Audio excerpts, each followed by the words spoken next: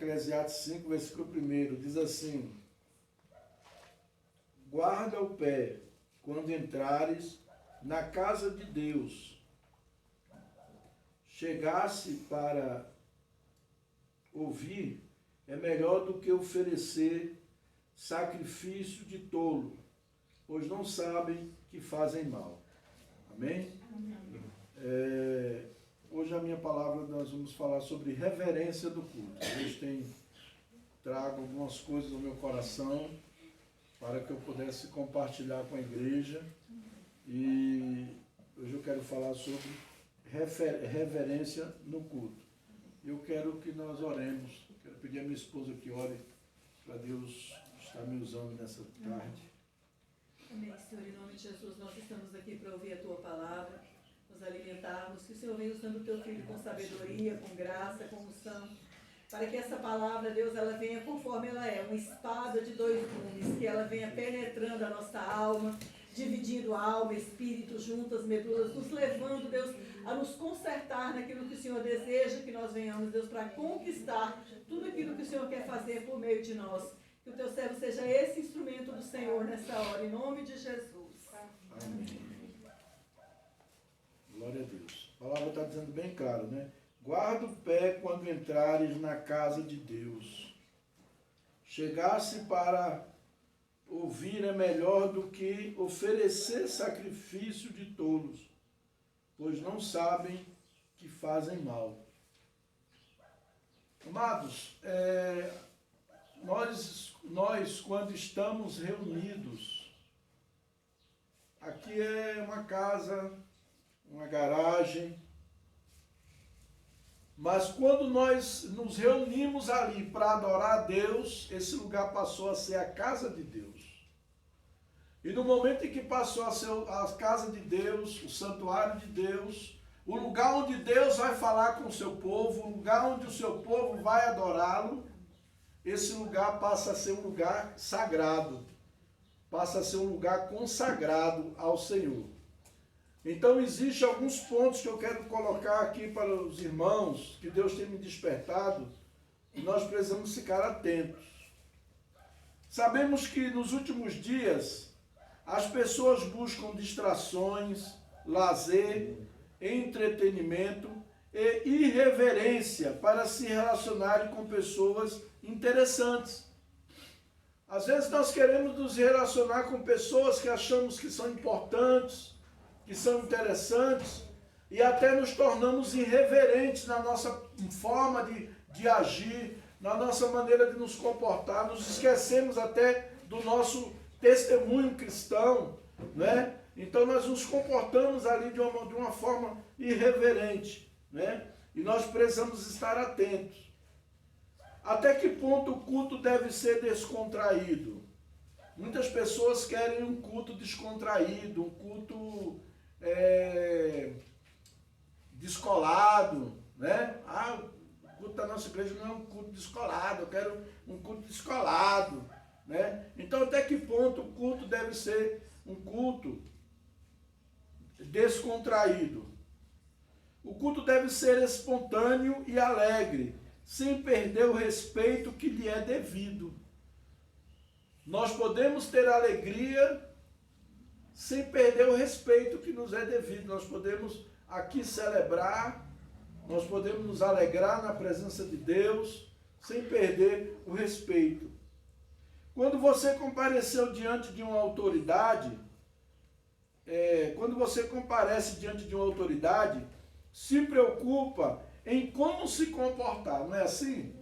Quando nós nos apresentamos diante de um juiz, diante de um presidente, diante até mesmo desses políticos que tem por aí, nós procuramos, mudamos a nossa postura, né? Então nós procuramos uma forma de como nos comportar. Primeiro, não se atrasando. Você tem uma hora marcada com o presidente, quem vai atrasar? Quem é doido de atrasar? Marcou a hora de falar com o presidente Lula. Hoje é o Lula, né? O ano passado era o Bolsonaro.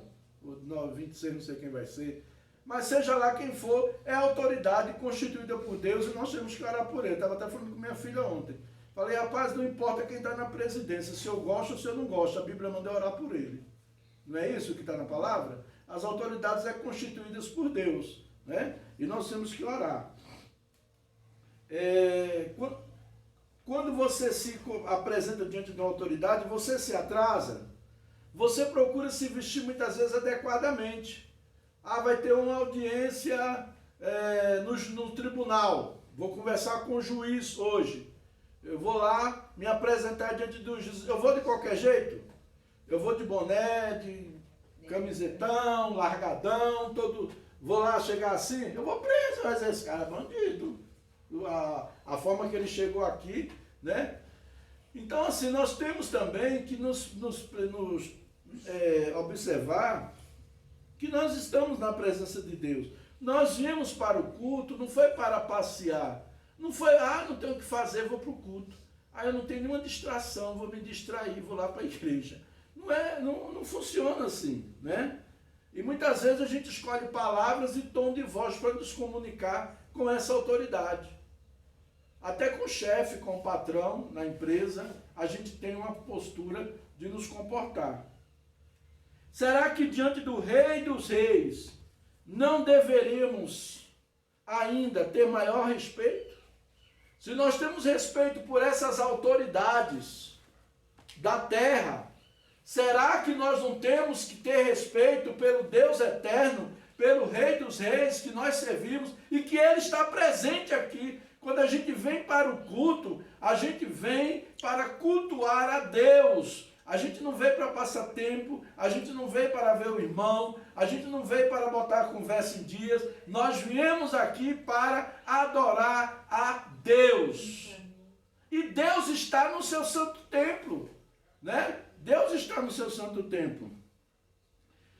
Claro que sim, pois Jesus merece sempre o melhor.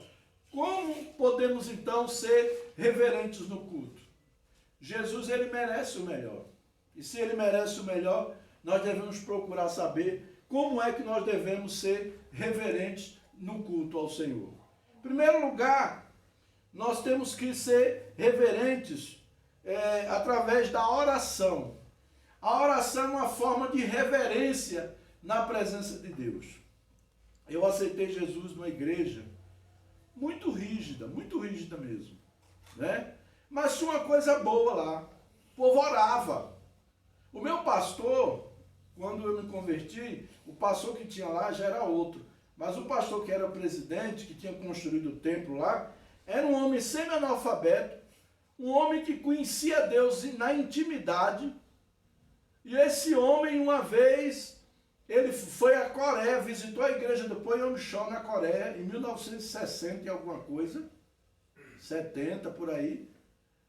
E ele voltou e veio com aquela visão de fazer uma igreja naquele estilo da igreja da Coreia, para 5.000 membros, lá no centro do Recife, naquela época. 1960 para 1970, 70 alguma coisa. E ele começou a construção daquela igreja. Deus deu a ele essa visão, Deus levou ele lá e deu a visão dele construir aquele templo para 5.000 pessoas, no centro do Recife, na Avenida Cruz Cabugá. O governador do Recife, do Pernambuco, sabe o que ele fez? Mandou embargar a obra. Mandou embargar. E aquele homem era um homem de oração. E ele foi para os pés de Jesus. E ele falou com Deus, Senhor, o homem mandou embargar, mandou parar a obra. Tu falasse comigo que eu deveria fazer esta obra. Eu não estou fazendo por mim, é o Senhor que mandou. Deus falou para ele assim, continue. E tem mais, ele vai assistir a inauguração do templo. E depois que ele vê a inauguração do templo, eu vou descer ele à sepultura. Desse jeito Deus falou com o meu pastor. E ele continuou a construção, sei que botou advogado, tá? E conseguiu construir um templo muito bonito para 5.000 membros, lá no centro do Recife. Sabe qual era o argumento? Não, que essa igreja faz muito barulho. Essa igreja pentecostal faz muito barulho. Os crentes oram em línguas. É muito barulhenta, não pode estar no centro da cidade, no meio da elite. Essa igreja não pode ser uma igreja que está no meio da elite. Pois é aquela que Deus queria que estivesse no meio da elite. Em nome de Jesus. E ele construiu, inaugurou, o governador foi convidado, foi para a inauguração, e depois, quando aqui teve a inauguração, com pouco tempo, ele desceu à sepultura mesmo. Porque Deus fala e Deus cumpre. Deus quis mostrar para o homem que ninguém se levanta contra o projeto de Deus. Mas o projeto de Deus que nasce na oração, que nasce no coração de Deus, ele nasce na oração.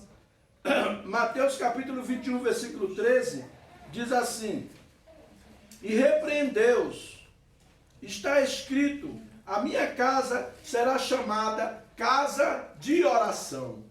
Jesus falou para os cambistas que estavam vendendo no templo, que estavam usando o templo com outra finalidade.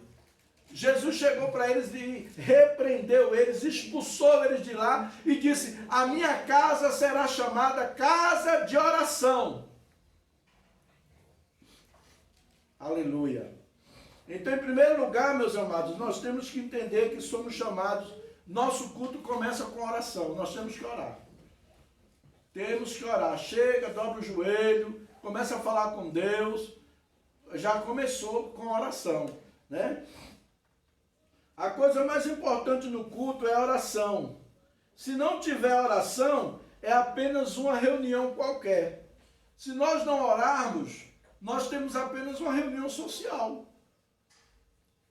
Nós precisamos orar.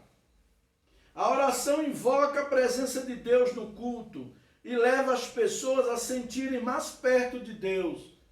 Você quer ver milagre no culto? Quem quer ver milagre no culto? Vai ver. Deus falou comigo, vai ver. Mas nós temos que começar a orar. Temos que começar a criar a prática da oração nos nossos cultos. Orar mesmo. Clamar a Deus. Aleluia. A oração, diz um certo judeu, desconhecido, essa altura era um filósofo, né? Mas eu não me lembro do nome dele agora. O visitante. Ele fala assim: a oração é um momento em que o céu e a terra se beijam. A oração é um momento em que os céus e a terra se beijam. É um momento que entramos em êxtase, é um momento em que nós nos relacionamos com Deus. O Otmani, um grande homem de Deus, disse assim: os céus governam a terra através da oração. Nós, através da oração, nós trazemos o reino de Deus na terra. Quando nós oramos, quando nós clamamos: Senhor, seja feita a tua vontade na terra, como ela é feita nos céus. Mas isso só vai acontecer através da minha e da tua oração. Devemos orar ao Senhor, em nome de Jesus. Então, em primeiro lugar, o culto tem que ter oração. Temos que invocar a presença de Deus no culto através da oração. Em segundo lugar, nós temos aqui o silêncio. Outra forma de nós termos reverência na casa de Deus é o silêncio. Abacuque, capítulo 2, versículo 20, ele diz: Deus está no seu santo templo, cale-se diante dele toda a terra. Deus está no templo, Deus está aqui. Você está no momento de cultuar a Deus. Você não veio para o shopping, você não veio para uma quadra de futebol, você não veio para nada disso. Você veio cultuar ao Senhor, ao Deus vivo, e Ele está neste lugar. E se Ele está neste lugar, é necessário fazer silêncio. Temos que silenciar nossa voz. A segunda coisa importante no culto é ficar em silêncio, atento ao que Deus está falando e fazendo. Deus diz que há tempo de ficar calado. Eclesiastes capítulo 3 e o versículo 7. Há tempo para tudo debaixo do sol. Há tempo de falar, mas há tempo de ficar calado. E nós, os crentes, precisamos entender que na hora do culto é a hora de ficar calado, prestando atenção na palavra, remoendo, meditando naquilo que está sendo falado, trazido aos nossos corações. Durante o culto, É desnecessário falar com qualquer outra pessoa, a não ser com aquele que você está orando. Deus. Eu estou no culto aqui, eu não vou estar falando com minha esposa, falando com o irmão que está do meu lado, eu vou estar falando com Deus, em oração, no meu pensamento. Deus, eu vim aqui, eu vim cultuar o Senhor, eu estou aqui com o coração aflito, eu estou com problemas, eu deixei sair de casa hoje, mas deixei problemas lá, e o que eu faço, o que o Senhor tem para mim, e através da palavra que vai sair daqui, Deus vai falar com você. Por isso que é importante a gente fazer silêncio. Terceira maneira de nós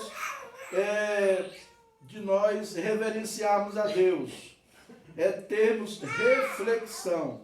Então, primeiro, concentração. Primeiro nós vimos oração. Segundo, nós vimos o silêncio, né? Terceiro, nós vimos a concentração. 2 Coríntios capítulo 2, 10 e o versículo 5, ele diz assim: e toda altivez que se levante contra o conhecimento de Deus, e levando todo pensamento cativo à obediência de Cristo. Todo pensamento cativo à obediência de Cristo. Irmãos, quando alguém conversa com você, não diga criança mesmo, o menino está ali chorando, querendo mamar, dando o alarme dele, para a mãe dele atender que ele quer comer, né? E às vezes acontece, a criança está urinada, a criança está incomodada com calor, isso aí a gente entende, a criança. Mas o adulto fica naquele ti, ou senão no celular. Gente, na hora do culto, eu não suporto, eu fico indignado. E eu fico imaginando como é que Deus vê essa pessoa que está no culto, mandando mensagem no celular. Ah, mas eu estou trabalhando. Trabalha outra hora, cara. Trabalha antes de vir para o culto. Tem tanta hora para você fazer, mas você vai adiando e deixa para fazer na hora do culto. Entendeu? Tem que se organizar. Saber que a hora do culto é a hora do culto. É o momento de eu falar com Deus. E eu tenho que ficar atento porque o diabo vai usar situações, distrações, para roubar de mim a palavra. Para roubar de mim aquilo que Deus quer para mim. Aquilo que Deus tem para mim. Nós temos que ter cuidado. Às vezes a gente... como eu falei, eu vim de uma igreja muito rígida, que era rígida demais, mas depois também participei de outros movimentos que já começou, hoje eu vejo muito relaxamento, hoje eu vejo muito, o pessoal está no culto, está comendo, não dá para você esperar terminar o culto para comer, tem que comer no culto. Bebezinho não, bebê não tem hora, criança é aquele negócio, está com fome, tem que dar comida mesmo. Agora, pessoa adulto, adolescente, já bicho velho, já caindo os dentes, tem que comer no culto, né? Poxa, espera um pouquinho, daqui a pouco o culto termina, você vai comer, me chama também para comer junto com você, que eu vou, tá? Mas na hora do culto eu não aceito, eu não entendo, não suporto ver, eu fico assim, possesso de indignação, quando eu vejo alguém comendo na hora do culto. Principalmente gente adulta, né? Como eu estou falando, a criança é a criança. Paulo diz na carta, então a palavra de Deus deixa bem claro, que todo pensamento esteja cativo à vontade de Deus. Na hora que você está ouvindo a palavra, que o seu pensamento esteja focado em Cristo, que o seu pensamento esteja focado em Deus. Nós tivemos uma necessidade, não foi relaxamento, foi uma necessidade, o menino precisou trabalhar, né? Ele tem que ganhar o pão dele, tem muito filho, tem 13, orar para não vir mais, né? Mas aí tem que ganhar o pão dele, então ele teve que ir correndo, vai fazer o trabalho, não pôde estar, nós que louvamos. Eu senti a presença de Deus aqui. A presença de Deus não depende de A nem de B, não. A presença de Deus depende do meu coração, de buscar a Deus, da minha intensidade, do meu desejo. Eu quero buscar o Senhor. Amém? Mas eu tenho que estar concentrado. Irmãos, quando a gente se concentra, a gente percebe o que Deus quer falar com a gente. Senhor, o que é que tu quer falar comigo nesse culto hoje? Tem gente que acha que Deus só fala se usar profeta. Eis meu servo que eu te digo, e blá blá blá. Peraí, meu irmão, Deus usa profeta, eu creio, claro. Eu creio que Deus usa. Mas a profecia principal, a revelação que não tem falha, é a palavra de Deus. A Bíblia, a palavra de Deus, é a revelação principal. Amém? Glória a Deus. Para que sejamos aproveitando melhor o culto, precisamos ficar atentos, focados na mensagem. Esqueça o que está lá fora, para que sinta neste momento a presença de Deus. Esqueça que você deixou, que amanhã, a segunda-feira, você vai ter que encarar aquele trabalho, aquele chefe muitas vezes mal-humorado. Esqueça que amanhã você tem uma conta para pagar. Esqueça tudo. Concentre, foque no culto a Deus. Foque aqui, o que o Senhor quer de você, o que o Senhor quer falar contigo, em nome de Jesus. Vamos evitar distrações, pois estamos na presença de um Deus santo. Isaías diz que no ano em que morreu o rei Uzias, no capítulo 6 do próprio de Isaías, do versículo 1 ao 4, no ano em que morreu o rei Uzias, eu vi o Senhor sentado no seu alto e sublime trono, e o séquito enchia toda a terra, sua glória, e os anjos, os querubins, os serafins, ia com as suas abas, eles diziam, santo, santo, santo é o Senhor dos exércitos. Meus irmãos, nós estamos diante de um Deus santo, e nós temos que respeitá-lo, nós temos que honrá-lo, nós temos que adorá-lo em espírito e em verdade, nós temos que ser verdadeiros. Nós temos que oferecer a Deus um culto sincero, um culto puro. Nada de ficar andando para lá e para cá na hora do culto. Graças a Deus que aqui a gente não tem esse problema. Mas já teve lugar que eu já tive situações de estar em determinadas igrejas, que parece que na hora da pregação a bexiga do povo se soltava, que era uma ida no banheiro direto, todo mundo queria ir no banheiro. Parece que soltava a bexiga, dava vontade de urinar, né? Então assim, isso é um desrespeito. Nós estamos na casa de Deus.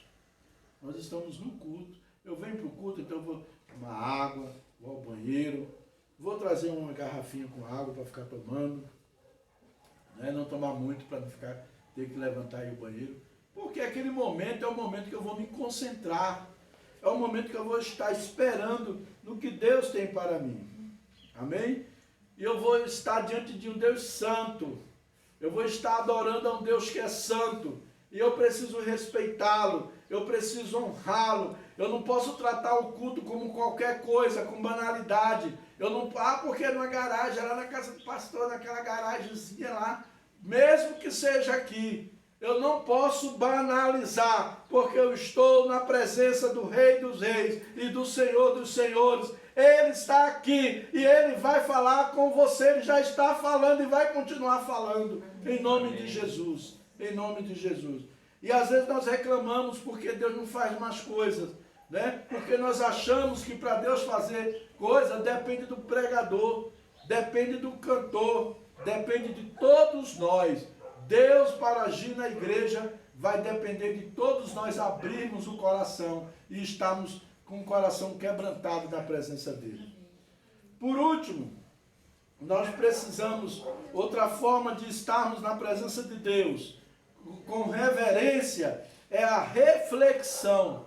Romanos capítulo 12, e o versículo 1, o apóstolo Paulo diz, rogo-vos, pois, irmãos, pela compaixão de Deus, que apresenteis os vossos corpos por sacrifício vivo, santo e agradável a Deus, que é o vosso culto racional. Amém?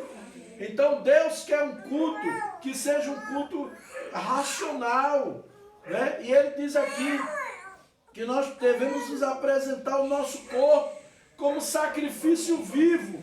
Hoje o sacrifício que Deus aceita é o coração contrito, é um coração quebrantado, não é viver uma religiosidade. não é viver uma levianidade. Pessoas levianas com Deus.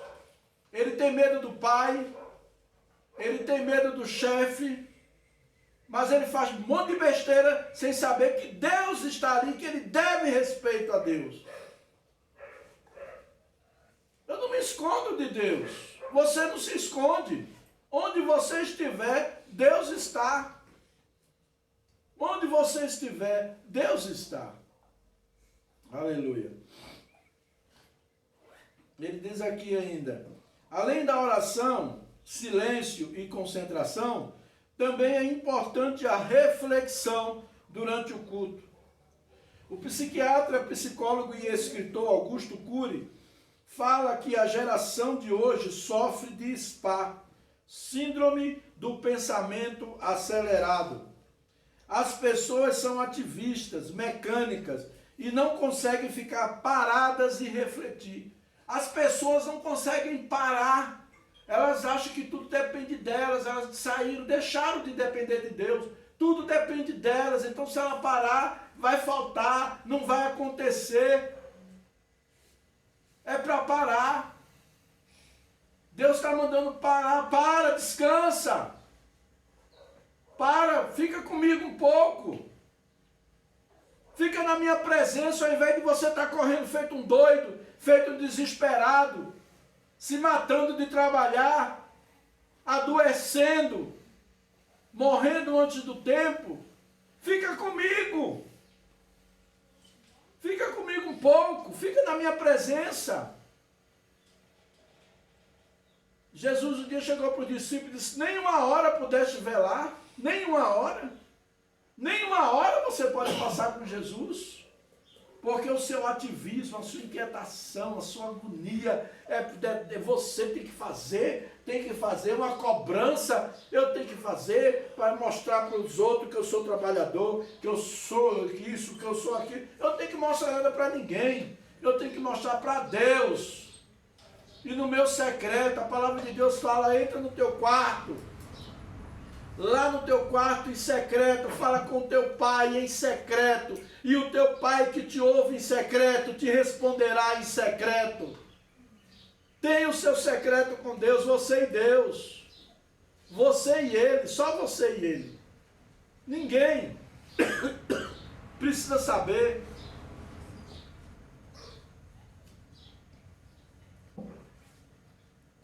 Nós temos que nos livrar desses pensamentos acelerados.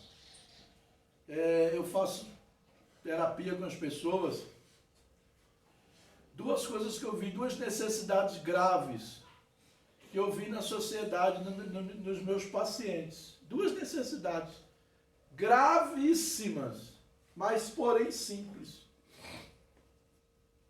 A primeira, necessidade de sentir-se amado. Eu estava lá na Mansão Vida, trabalhando com aquelas pessoas com transtorno mental.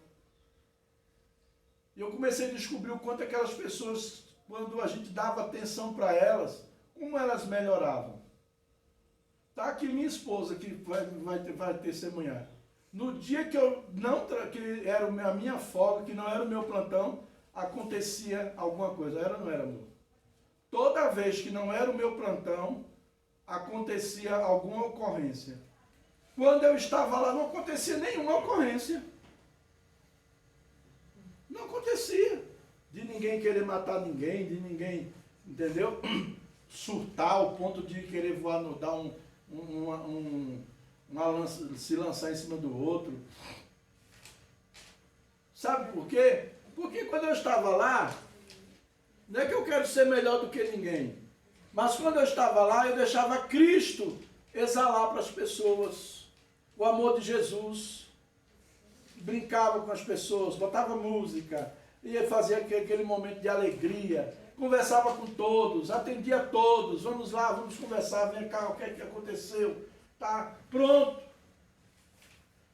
Passava o meu dia, que eu nem via passar o dia, no dia do meu plantão. E não acontecia nada. De ninguém querer matar ninguém, ninguém querer agarrar ninguém. Quando não era o meu plantão, era briga, era gente que saía no cacete um com o outro. Que é o pessoal surtado, né? Num lugar assim, numa ala psiquiátrica, né? Então acontece muito isso mesmo. Né? Acontece muito isso. Então eu chegava lá, rapaz, o outro fulano aqui quase mata o outro com o ferro da cama, quebrou a cama, o ferro, e foi para cima do outro para matar mesmo, quase mata. Entendeu? Então assim, por quê? Porque além, eu estava ali exercendo uma função terapêutica, eu estava fazendo psicoterapia com o pessoal, mas eu estava indo além da psicoterapia. Eu estava indo além da psicoterapia. Eu agia como pastor daquelas pessoas. Não precisava dizer nada, nem falar nada. Simplesmente o meu comportamento com aquelas pessoas. Era como se eu estivesse pastoreando um rebanho ali. E Deus abençoava. Né? Sinto falta, era muito bom trabalhar lá. Né? Então, amados,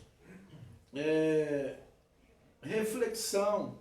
Precisamos parar um pouco. Como eu falei, né? A primeira, as pessoas sentem necessidade de quê? Ser amadas. Saber que as pessoas estão amando ela, que alguém se preocupa com ela, que alguém se importa com ela. Quando as pessoas têm isso, algo muda. Há uma transformação. E a segunda coisa que as pessoas precisam aprender chama-se relaxar. As pessoas não conseguem aprender a relaxar. Eu tenho até um livro muito bom que eu li, gostei muito dele, de uma doutora Núbia França. Ela é de uma editora católica, ela é uma psicóloga e católica, e ela escreve nesse livro sobre relaxe e viva feliz. É um curso sobre relaxamento. Nossa, muito bom mesmo esse livro. Eu comecei a fazer terapia com um grupo ali na UBS, no Cruzeiro do Sul, o ano passado, e comecei a aplicar a metodologia desse livro no grupo terapêutico. Surtiu um efeito maravilhoso.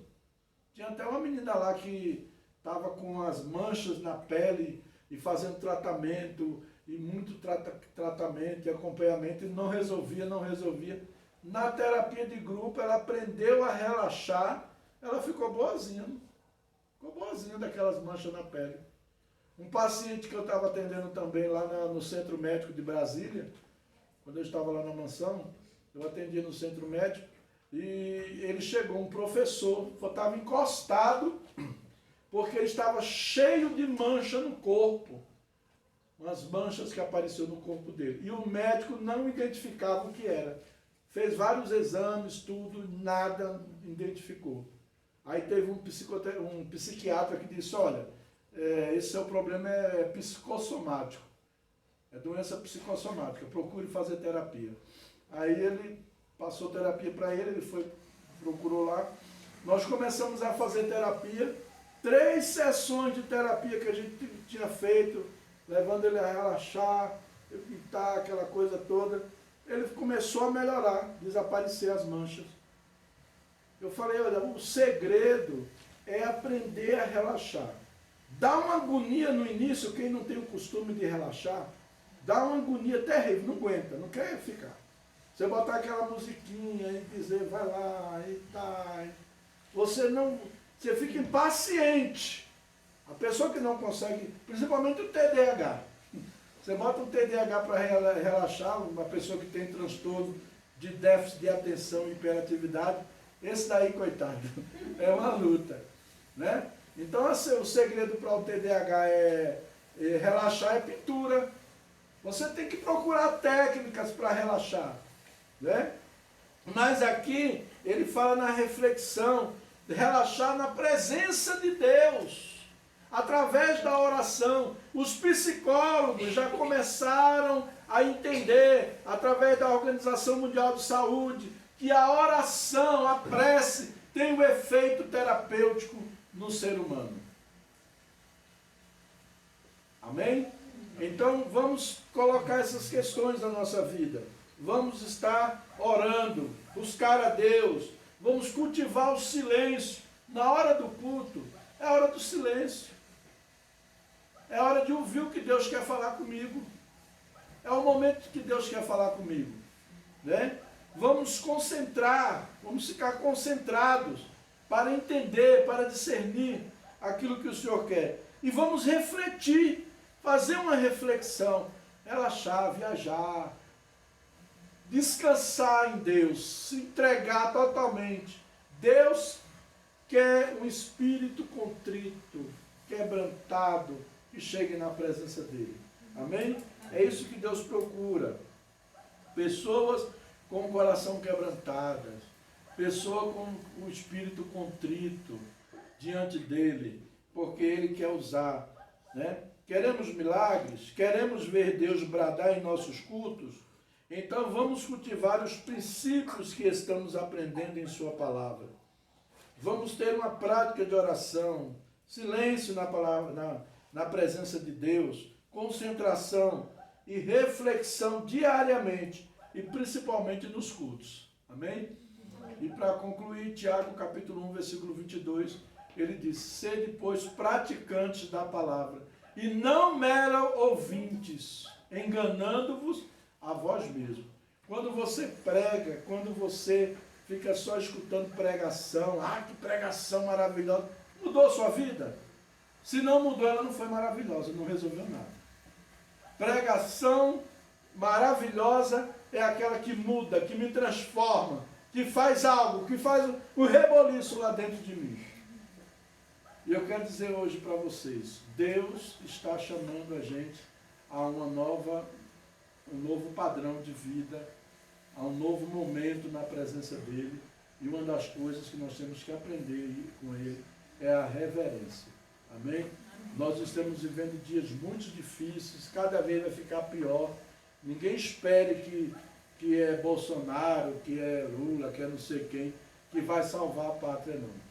Jesus está voltando, a palavra de Deus tem que se cumprir, e quem tiver aí vai acontecer o que a palavra de Deus disse que vai acontecer e acabou. Não é homens, não coloque seu coração em homens, não coloque seu coração em políticos, não coloque seu coração em patrões, não coloque seu coração em pessoas ricas. Porque fulano é rico, eu vou puxar o saco dele. Não, coloque o seu coração no Senhor. É no Senhor a nossa esperança. Amém? Vamos ficar de pé, vamos agradecer. Aleluia.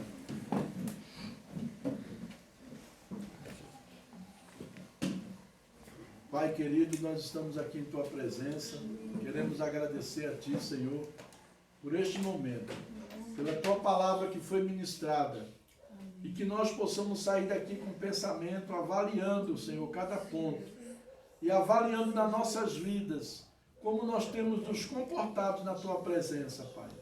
Em nome de Jesus, que o Senhor nos transforme, segundo a Tua vontade, segundo o Teu querer, em nome de Jesus. Em nome de Jesus. Amém?